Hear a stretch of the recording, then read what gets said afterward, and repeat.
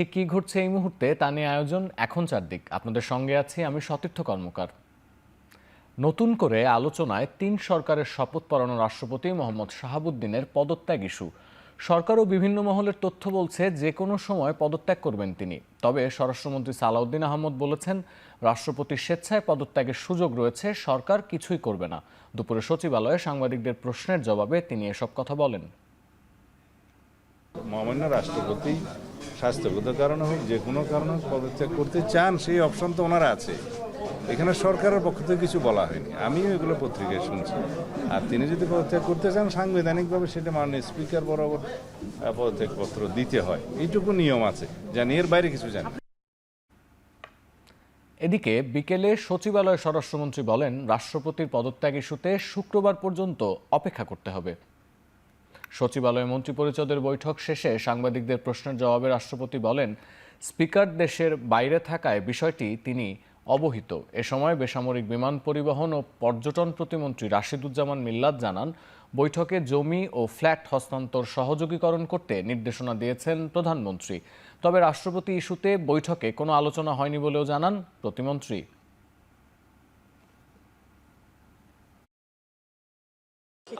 আমরা জানি না, এটা এখনো আমি মন্ত্রী হিসেবে জানি না, সরি, জানি না। আজকে আলোচনা হয়নি, আমিও জানি না। আমার কাছে কেন জানি মনে হচ্ছে ফিলিংস নো। এগুলি তো রেগুলার আসে আপনার, এগুলো রেগুলার তো আপনার ফেসবুকে কত কিছু হচ্ছে, এই ফেসবুকিং হচ্ছে আর কি, আমার মনে হয় না। এদিকে নির্বাচন কমিশনার আব্দুর রহমানেল মাসউদ বলেছেন, রাষ্ট্রপতি পদ খালি হলে আইন অনুযায়ী পরবর্তী ৯০ দিনের মধ্যে নির্বাচনের ব্যবস্থা করবে ইসি। বৃহস্পতিবার সকালে নির্বাচন কমিশনের এক ব্রিফিংয়ে তিনি এসব কথা বলেন। উল্লেখ করেন, আগামী কয়েকদিনের মধ্যে স্বাস্থ্যগত কারণ দেখিয়ে রাষ্ট্রপতি মোহাম্মদ শাহাবুদ্দিন পদত্যাগ করতে পারেন। সংশ্লিষ্ট একাধিক সূত্র বিষয়টি গণমাধ্যমকে নিশ্চিত করেছে। তারা বলছেন, কয়েক সপ্তাহ ধরে এ সম্ভাবনা আরও প্রবল হয়েছে। তবে রাষ্ট্রপতি ঠিক কবে পদত্যাগ করতে পারেন বা তার স্থলাভিষিক্ত কে হবেন সে বিষয়ে এখনও কোনো চূড়ান্ত সিদ্ধান্ত হয়নি বলেও জানা গেছে।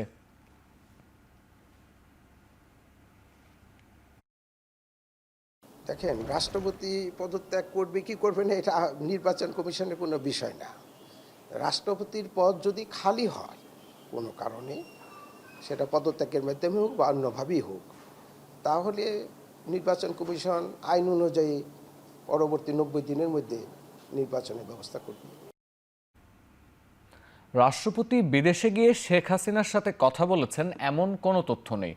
খবর পেলে বিষয়টি তদন্ত করা হবে বলে জানিয়েছেন পররাষ্ট্র প্রতিমন্ত্রী শামা ওবায়েদ। বিকেলে নিজ কার্যালয়ে সাংবাদিকদের তিনি বলেন, যুক্তরাষ্ট্রের দক্ষিণ ও মধ্য এশিয়া বিষয়ক বিশেষ দূত সার্জিও গোরের সফর ঘিরে যুক্তরাষ্ট্রের সাথে বাংলাদেশের বাণিজ্যিক সম্পর্ক আরও ভালো হবে। এদিকে ভারতের পক্ষ থেকেও প্রধানমন্ত্রী তারেক রহমানকে সফরের নিমন্ত্রণ জানানো হয়েছে। এখানে কোনো ডেফিনেট কোনো খবর পররাষ্ট্র মন্ত্রণালয়ে আমরা পাইনি এই ব্যাপারে।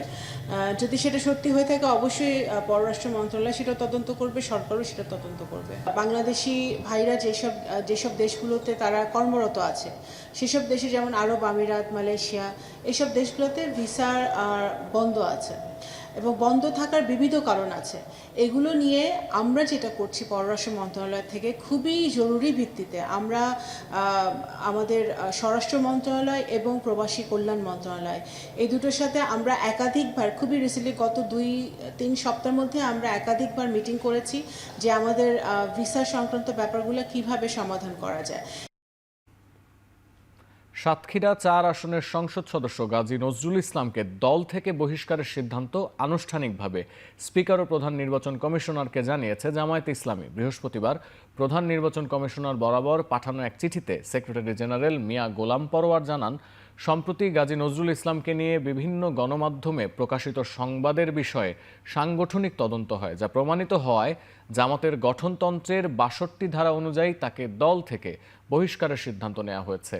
চিঠিতে আরও বলা হয়, গত ২২ জুলাই আমির ডাক্তার শফিকুর রহমানের সভাপতিত্বে অনুষ্ঠিত জামায়াতের কেন্দ্রীয় নির্বাহী পরিষদের জরুরি বৈঠকে সর্বসম্মতিক্রমে সিদ্ধান্ত গৃহীত হয়। এ অবস্থায় গাজী নজরুল ইসলামকে দল থেকে বহিষ্কারের বিষয়টি প্রয়োজনীয় ব্যবস্থা গ্রহণের জন্য স্পিকার ও নির্বাচন কমিশনারকে জানানো হয়েছে।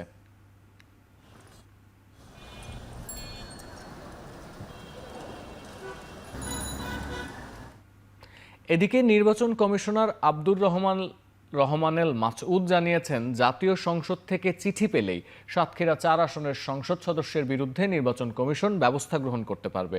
সকালে আগারগাঁওয়ে নির্বাচন ভবনে সাংবাদিকদের প্রশ্নের জবাবে তিনি এসব কথা বলেন নৈতিক স্খলনজনিত কারণে কোনো সংসদ সদস্যকে রাজনৈতিক দল থেকে বহিষ্কার করলেও তার সংসদ সদস্য পদ বাতিল করার এখতিয়ার আইনে নেই। এই সংক্রান্ত যদি কোনো ডিসপিউট অ্যারাইজ করে তাহলে সংবিধানের ৬৬(৪) অনুচ্ছেদ অনুযায়ী পার্লামেন্ট কর্তৃক নির্বাচন কমিশনের নিকট রেফার করতে হবে। ওইটা পাওয়ার পর নির্বাচন কমিশনের রেফারেন্স পাওয়ার পর এ ব্যাপারে যথাযথ তদন্তপূর্বক তার সিদ্ধান্ত জানাবে। খুলনা বিশ্ববিদ্যালয়ে ছাত্রী হলের ওয়াশরুমে ভিডিও ধারণের অভিযোগ উঠেছে এক ক্যান্টিন বয়ের বিরুদ্ধে। এর জেরে সকাল থেকে বিশ্ববিদ্যালয়ের প্রশাসনিক ভবনে তালা মেরেছে শিক্ষার্থীরা। এছাড়াও ক্লাস পরীক্ষা বর্জন করেছে তারা। শিক্ষার্থীরা জানায়, বুধবার রাতে নারী শিক্ষার্থীদের বিজয় ২৪ হলের ওয়াশরুমের ভেন্টিলেটরে এক শিক্ষার্থী একটি মোবাইল দেখতে পান। পরে ওয়াশরুমের পেছনে গিয়ে ইমাম হাসান নামের ক্যান্টিন বয়কে তারা হাতে নাতে ধরে। এক পর্যায়ে ভিডিও করার ঘটনা স্বীকার করে অভিযুক্ত ইমাম।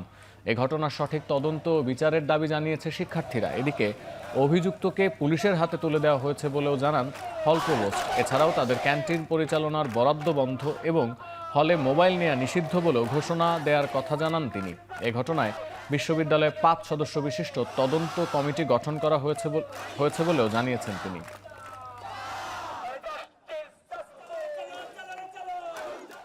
ভার্সিটির মধ্যে একটা হল যেখানে সব থেকে সেফ হওয়ার কথা, সেই জায়গায় এরকম কাজ হচ্ছে, তাও ৬ মাস ধরে কেউ জানতে পারেনি, কেউ কোনো প্রতিবাদ করেনি। ক্যান্টিনে যেখানে মেয়েদের কাজ করার কথা, মেয়েদের হলে মেয়েরা কাজ করবে, সেখানে ছেলেদেরকে অ্যাক্সেস দিয়েছে তো দিয়েছেই। সেই ক্যান্টিন এবং ওয়াশরুমের পাশে গণরুম ক্রিয়েট করেছে। আসলে আমরা তার সুষ্ঠুমূলক বিচার চাই। এরকম তো হয়ে আসতেছে একের পর এক যৌন হয়রানি, এগুলো নিয়ে কোনো প্রশাসন ব্যবস্থাই নিচ্ছে না। প্রশাসনের কাছে এটাই দাবি, আমাদের মেয়েদের নিরাপত্তা, ন্যূনতম নিরাপত্তাটাও যদি তারা দিতে পারে না, তাহলে আসলে হল প্রশাসন কি করছে এখানে। আমরা হলের মধ্যে কর্মচারীদের জন্য কোনো ধরনের মোবাইল ফোন ভেতরে ব্যবহার করাটা আমরা নিষিদ্ধ করে দিয়েছি। তারা মোবাইল যদি কেউ আনেও তারা হল গেটে সেটা জমা দিয়ে তারা হলের মধ্যে প্রবেশ করবে। আর আমরা একটা তদন্ত কমিটি আমরা অভ্যন্তরীণ করে দিয়েছি। সেই তদন্ত কমিটিকে বলা হয়েছে ৩ দিনের মধ্যে একটা তদন্ত প্রতিবেদন দেওয়ার জন্য। অর্থনীতিতে চ্যালেঞ্জ থাকলেও ব্যবসা ও সুষ্ঠু বিনিয়োগের পরিবেশ নিশ্চিতে সরকার বদ্ধপরিকর বলে জানিয়েছেন প্রধানমন্ত্রী তারেক রহমান। বলেন, ভ্যাট ট্যাক্স প্রক্রিয়া সহজ ও সরকারি সেবা ডিজিটালাইজ করা সহ বিনিয়োগকারীদের সর্বোচ্চ নিরাপত্তা নিশ্চিতে জোর দিচ্ছে সরকার। বাংলাদেশে বিদেশি বিনিয়োগকারীদের বড় প্ল্যাটফর্ম FCCI আয়োজিত সম্মেলনে প্রধানমন্ত্রী আরও বলেন, ২০৩৪ সালের মধ্যে বাংলাদেশকে $1 ট্রিলিয়ন অর্থনীতিতে রূপান্তর করতে দৃঢ় প্রতিজ্ঞতার সরকার। সুনির্দিষ্ট নিয়ম ভিত্তিক বিশ্ব অর্থনীতির সাথে তাল মিলিয়ে বেসরকারি খাতকে গড়ে তুলতে দেশের শীর্ষ ব্যবসায়ীদের প্রতি আহ্বানও জানান সরকার প্রধান। সম্মেলনে বৈশ্বিক অর্থনৈতিক মন্দা এবং উন্নয়নশীল দেশগুলোতে সরাসরি বৈদেশিক বিনিয়োগ আকর্ষণ ও কর্মসংস্থানের বিষয় নিয়ে আলোচনা হয়। The new forward-looking BNP government wants your companies to invest and expand in Bangladesh. Whether you are a local entrepreneur or a foreign investor. When you invest in Bangladesh, our government will invest in you through our time, support and policies. This is a commitment we will try our best to keep, inshallah. Their message was clear. Bangladesh needs stronger legal protection for investment, modern regulatory framework, simpler tax system, easier profit repatriation, deeper capital market, and better infrastructure, of course. We are improving ports, logistics, infrastructure, and energy security, while encouraging greater investment in renewable energy. Our government is determined to build a $1 trillion economy by 2034. জনগণের আকাঙ্ক্ষা উপেক্ষা করা হলে অনিবার্য একটি বিপ্লবের জন্য সবাইকে প্রস্তুত থাকতে হবে। জনগণের রায় বাস্তবায়ন এবং ফ্যাসিবাদীদের শেষ চিহ্ন মুছে না ফেলা পর্যন্ত আন্দোলন অব্যাহত থাকবে বলে হুঁশিয়ারি দিয়েছেন জামায়াতের আমির ডাক্তার শফিকুর রহমান। রাজধানীর মিরপুরে জুলাই সনদ ও গণভোটের রায় বাস্তবায়নের দাবিতে আয়োজিত বিক্ষোভ সমাবেশে এসব কথা বলেন ডাক্তার শফিকুর রহমান। তিনি অভিযোগ করেন, জনগণের প্রত্যাশা পূরণে সরকার ব্যর্থ হচ্ছে এবং প্রশাসনের বিভিন্ন স্তরে দুর্নীতি ও অনিয়মের কারণে নগর জীবনের সমস্যার সমাধান হচ্ছে না। জুলাই অভ্যুত্থানে শহীদদের হত্যাকারীদের দ্রুত বিচার নিশ্চিত করার দাবি জানিয়ে তিনি বলেন, তাদের আত্মত্যাগের ইতিহাস ভবিষ্যৎ প্রজন্মের কাছে তুলে ধরতে পাঠ্যপুস্তক অন্তর্ভুক্ত করতে হবে। একই সঙ্গে গণভোটে জনগণের দেয়া রায়ের প্রতি সম্মান জানিয়ে তা দ্রুত বাস্তবায়নের আহ্বানও জানান তিনি।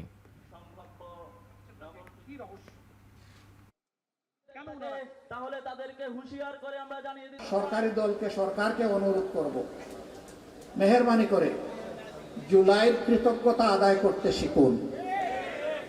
যাদের কারণে আজকের সংসদ, আজকের সরকার, আজকের বিরোধী দল, তাদেরকে অগ্রাহ্য অপমান করবেন না।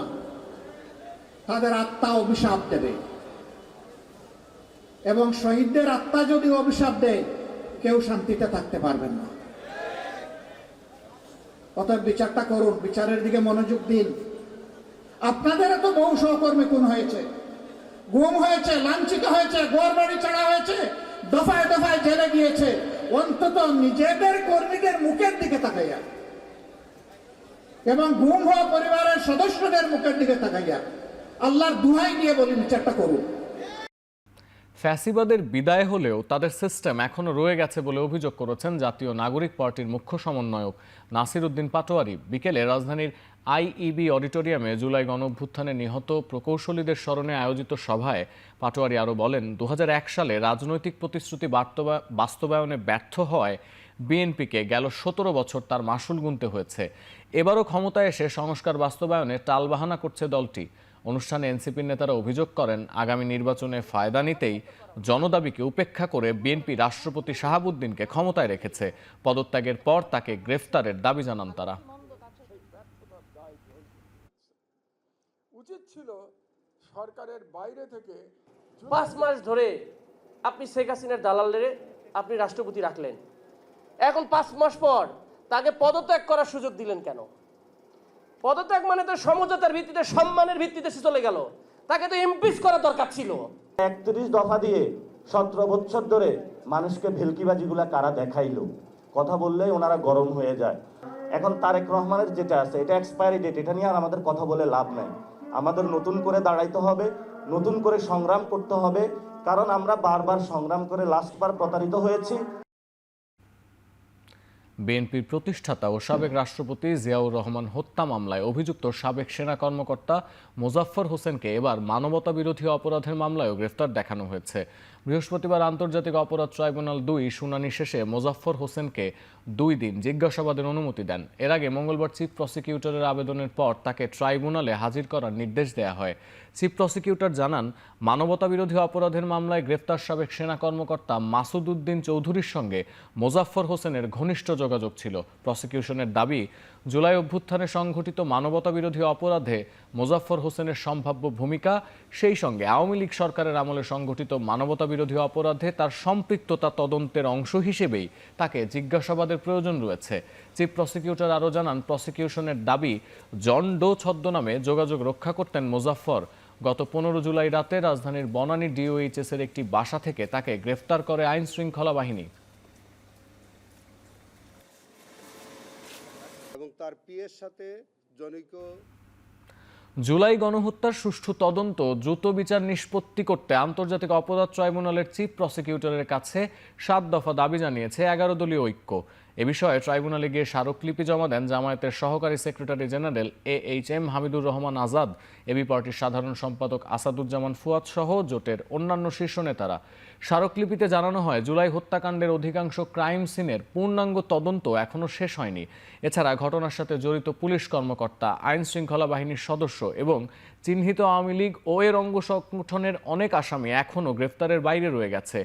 61টি জেলায় মানবতা বিরোধী অপরাধ সংগঠিত হলেও ঢাকা, রংপুর ও কুষ্টিয়া ছাড়া অন্যান্য জেলার তদন্তে মন্থর গতির অভিযোগ আনা হয়। এছাড়া গুম ও গুম পরবর্তী হত্যাকাণ্ড এবং লাশ গোপন বা ধ্বংসের আলামত ধ্বংসের সাথে জড়িতদের বিরুদ্ধে দ্রুত ব্যবস্থা গ্রহণ, বিচারপতি ও সাক্ষীদের নিরাপত্তা নিশ্চিত করা এবং বিচার প্রক্রিয়া নিয়ে অপপ্রচার বন্ধে কঠোর পদক্ষেপ নেওয়ার দাবি জানায় 11 দলীয় ঐক্য।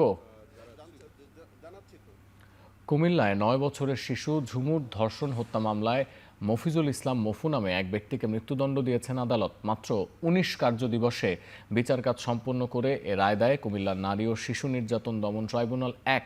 2024 সালের 29 এপ্রিল কুমিল্লা সদর দক্ষিণ উপজেলার সোনালী শিশু বিদ্যা নিকেতনের শিক্ষার্থী ঝুমুর স্কুল শেষে বাড়ি ফেরার পথে নিখোঁজ হয়। পরে খেয়াইশ ঠাকুরবাড়ি এলাকার একটি ধান ক্ষেত থেকে ঝুমুরের মরদেহ উদ্ধার করে পরিবারের সদস্যরা। পরে নিহতের বাবা বাদী হয়ে কয়েকজনের নামে মামলা দায়ের করেন। ঘটনার 3 দিন পর র্যাব চাঁদপুর থেকে মামলার আসামি মফিজুলকে গ্রেফতার করে। গ্রেফতারের পর আদালতে দেয় 164 ধারার জবানবন্দিতে তিনি শিশু ঝুমুরকে ধর্ষণ ও হত্যার কথা স্বীকার করেন।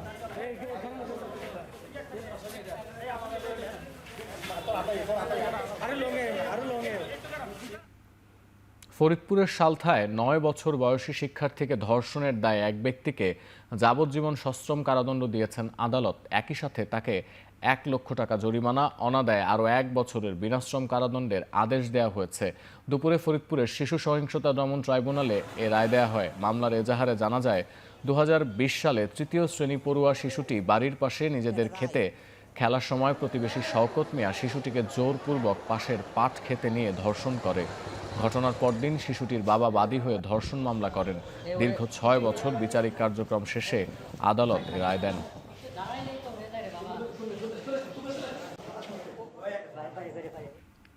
রাজধানীর অপরাধ বৃদ্ধি নিয়ে টিআইবির প্রতিবেদনের সাথে পুলিশের হিসেব মিলছে না বলে জানিয়েছেন ডিএমপি কমিশনার মোসলেউদ্দিন সরকার। দায়িত্ব নেয়ার পর 2 মাসের পরিসংখ্যানে শহরে অপরাধ প্রবণতা কমেছে বলেও দাবি করেন তিনি। দুপুরে শাহবাগ থানা পরিদর্শন শেষে সাংবাদিকদের একথা বলেন ডিএমপি কমিশনার। জানান, নগরের অপরাধপ্রবণ এলাকায় বাড়ানো হয়েছে পুলিশের সংখ্যা। পোশাক ছাড়াও সাদা পোশাকে পুলিশ দায়িত্ব পালন করছে 24 ঘন্টা। এতে কমেছে চুরি ছিনতাইয়ের মতো ঘটনা। এদিকে পুলিশ সদস্যদের মানসিক স্বাস্থ্যের উন্নতি ও চাপ কমাতে ব্যবস্থা নেওয়া হয়েছে বলেও জানিয়েছেন তিনি। এছাড়াও রাজধানীর থানাগুলোতে অফিসার্স ও ফোর্স ব্যারাক আধুনিকায়নে নজর দেওয়া হয়েছে বলেও জানান ডিএমপি কমিশনার।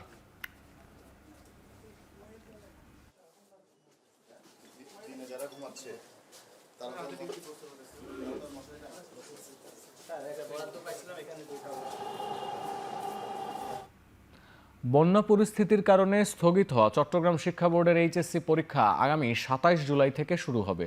পূর্ব নির্ধারিত পরীক্ষা শেষে স্থগিত এইচএসসি পরীক্ষার সময়সূচি ঘোষণা করা হবে। বৃহস্পতিবার আন্তঃশিক্ষা বোর্ড সমন্বয় কমিটির প্রজ্ঞাপনে বলা হয়, স্থগিত হওয়া পরীক্ষা সমূহের সময়সূচি পরবর্তীতে বিজ্ঞপ্তির মাধ্যমে জানিয়ে দেওয়া হবে। এদিকে আন্তর্জাতিক মাতৃভাষা ইনস্টিটিউটে শিক্ষামন্ত্রী আশা প্রকাশ করেন, শিক্ষার্থীরা নির্বিঘ্নে পরীক্ষায় অংশগ্রহণ নিশ্চিতে প্রয়োজনীয় সব প্রস্তুতি সম্পন্ন হয়েছে। এর আগে ভারী বৃষ্টিপাত ও বন্যা পরিস্থিতির কারণে গেল 8 জুলাইয়ে চট্টগ্রাম বোর্ডের অধীনে 5 জেলায় এইচএসসি ও সমমানের পরীক্ষা স্থগিত করা হয়।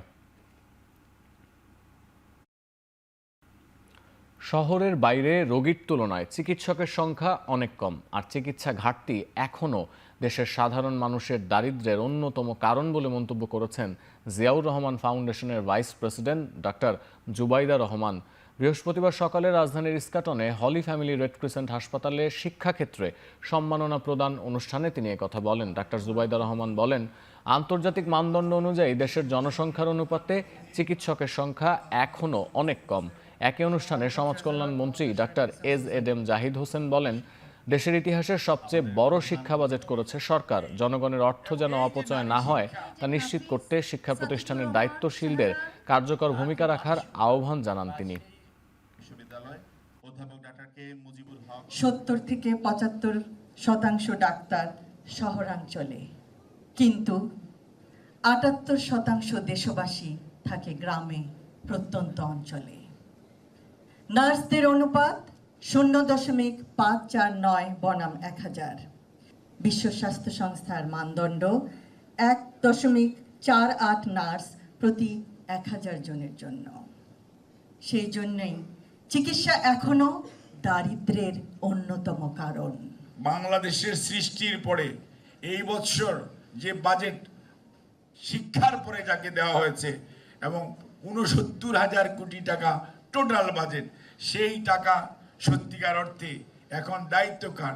দায়িত্ব হচ্ছে আপনাদের, আমাদের সবার, যাতে এটা সঠিকভাবে জনগণের অর্থ ব্যয়িত হয়, মানুষ উপকৃত হয়। নবনিযুক্ত নৌবাহিনী প্রধান রিয়ার অ্যাডমিরাল খন্দকার মিসবাউল আজিমকে ভাইস অ্যাডমিরাল পদমর্যাদার র্যাঙ্ক ব্যাজ পরিয়ে দিয়েছেন প্রধানমন্ত্রী তারেক রহমান এবং বিদায়ী নৌবাহিনী প্রধান অ্যাডমিরাল এম নাজমুল হাসান। সকালে ঢাকা সেনানিবাসের সশস্ত্র বাহিনী বিভাগের প্রধানমন্ত্রী অফিসে আয়োজিত এক অনুষ্ঠানে র্যাঙ্ক ব্যাজ পরানো হয়। সেখানে নবনিযুক্ত নৌবাহিনী প্রধানকে অভিনন্দন জানান প্রধানমন্ত্রী। 1987 সালে বাংলাদেশ নৌবাহিনীতে যোগ দেয়া ভাইস অ্যাডমিরাল খন্দকার মিসবাউল আজিম দীর্ঘ প্রায় 4 দশকেরও বেশি সময় ধরে বিভিন্ন গুরুত্বপূর্ণ দায়িত্ব পালন করে যাচ্ছেন। এছাড়া লেবানন ও গণতান্ত্রিক কঙ্গো প্রজাতন্ত্রে জাতিসংঘ শান্তিরক্ষা মিশনে গুরুত্বপূর্ণ দায়িত্ব পালন করেন তিনি। ওমানে বাংলাদেশের রাষ্ট্রদূত হিসেবে দায়িত্ব পালনকালে বাংলাদেশ ও ওমানের মধ্যকার দ্বিপাক্ষিক সম্পর্ক উন্নয়ন এবং প্রবাসী বাংলাদেশিদের কল্যাণে গুরুত্বপূর্ণ ভূমিকা রাখেন নবনিযুক্ত নৌবাহিনী প্রধান।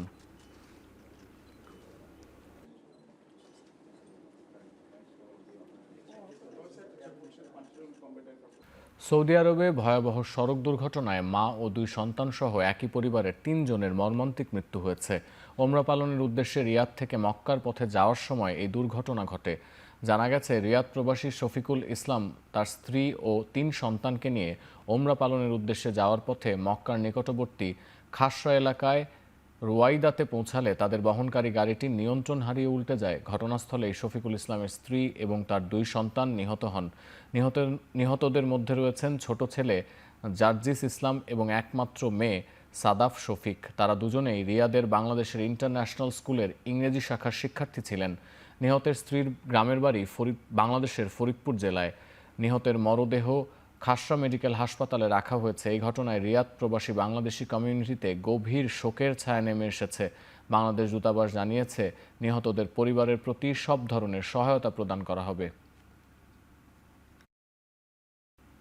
প্রশ্ন ফাঁস করে তরুণদের ভবিষ্যৎ নষ্টের পেছনে দায়ীদের কোনো ছাড় দেয়া হবে না বলে হুঁশিয়ারি জানিয়েছেন ভারতের প্রধানমন্ত্রী নরেন্দ্র মোদী। একই সঙ্গে ফাস্ট ট্র্যাক আদালত গঠনের মাধ্যমে প্রশ্ন ফাঁসকারীদের দ্রুত বিচারের আওতায় আনার ঘোষণাও দেন তিনি। জবাবে তরুণদের ভবিষ্যৎ নষ্টের জন্য মোদীকেই দায়ী করেছেন কংগ্রেস নেতা রাহুল গান্ধী। অন্যদিকে প্রশ্ন ফাঁসকারীদের বিচারে মোদীর আশ্বাসের পরও শিক্ষামন্ত্রীর পদত্যাগের দাবিতে এখনও যন্তর মন্তরে অনড় অবস্থানে ককরোচ জনতা পার্টি। চলমান বিক্ষোভের জেরে ইন্টারনেটের পাশাপাশি বন্ধ করে দেওয়া হয়েছে দিল্লির 16টি মেট্রো স্টেশন। শিক্ষার্থীদের ওপর হামলার ঘটনায় আগামী 4 সপ্তাহের মধ্যে পুলিশকে জবাব দেওয়ার নির্দেশ দিয়েছেন দিল্লি হাইকোর্ট। এদিকে শিক্ষার্থীদের বিরুদ্ধে শাস্তিমূলক ব্যবস্থা না নিলে অনশন ভাঙার আশ্বাস দিয়েছেন অধিকার কর্মী সোনম ওয়াংচুক।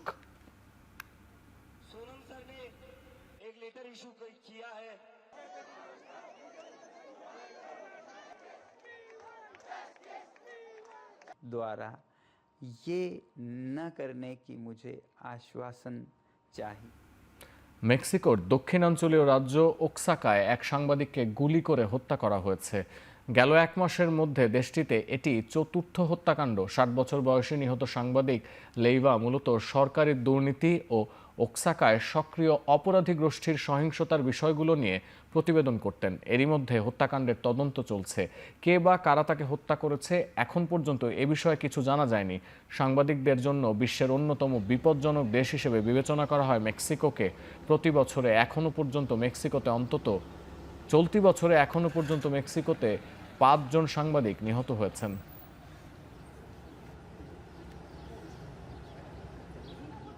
এবার খেলার খবর। বাংলাদেশ ক্রিকেটে আবারও শৃঙ্খলা ইস্যু। আচরণবিধি ভঙ্গের অভিযোগে লিটন দাস ও শেখ মাহাদির বিরুদ্ধে আর্থিক জরিমানার প্রস্তাব করেছে বিসিবির শৃঙ্খলা কমিটি। জানা গেছে, চোটের কারণে জিম্বাবুয়ে সফরের মাঝপথে দেশে ফেরার পর বিসিবিকে না জানিয়েই চীন ভ্রমণে চলে যান লিটন দাস। অথচ বিসিবির আচরণবিধি অনুযায়ী সিরিজ বা খেলা না থাকলেও দেশের বাইরে যেতে হলে বোর্ডের অনুমতি নেওয়া বাধ্যতামূলক। অন্যদিকে অস্ট্রেলিয়ার বিপক্ষে চট্টগ্রাম টি20 সিরিজে একাদশের সুযোগ না পাওয়ায় টিমের ম্যানেজমেন্টের বিরুদ্ধে বিতর্কিত মন্তব্য করেন শেখ মাহেদি। দলে জায়গা না পেয়ে আগেও নানা সময়ে বিরূপ মন্তব্য করেন এই অফ স্পিনিং অলরাউন্ডার। এ কারণে তার বিরুদ্ধে আচরণবিধি ভঙ্গের অভিযোগ ওঠে। বুধবার শৃঙ্খলা কমিটির সামনে নিজের বক্তব্য তুলে ধরেন দুই ক্রিকেটার। এরপরই তাদের বিরুদ্ধে আর্থিক জরিমানার সুপারিশ করা হয়েছে।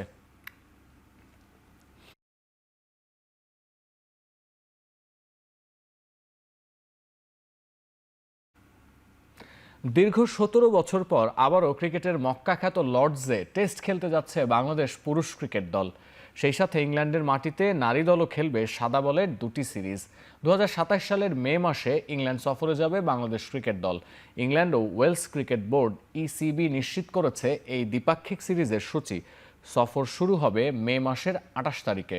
লর্ডসে বাংলাদেশ ও ইংল্যান্ডের একমাত্র টেস্ট ম্যাচ দিয়েই। সবশেষ 2010 সালে লর্ডসে ইংল্যান্ডের বিপক্ষে টেস্ট খেলেছিল বাংলাদেশ। সেখানে লর্ডসের অনার্স বোর্ডে সেঞ্চুরি করে নিজের নাম লিখিয়েছিলেন তামিম ইকবাল। শুধু পুরুষ দলই নয়, সেপ্টেম্বরে ইংল্যান্ড সফরে যাবে বাংলাদেশ নারী ক্রিকেট দলও। সেখানে স্বাগতিকদের সাথে 3টি টি-20 এবং 3টি টি-20 ম্যাচের সিরিজ খেলবে টাইগ্রেসরা। 8 সেপ্টেম্বর হবে টি-20 সিরিজের প্রথম ম্যাচ, আর ওয়ানডে সিরিজের প্রথম ম্যাচটি হবে সেপ্টেম্বরের 17 তারিখে।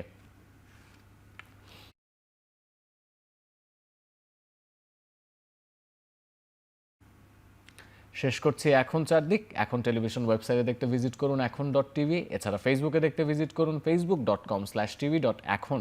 আর ইউটিউবে দেখতে ভিজিট করুন youtube.com/c/echontv।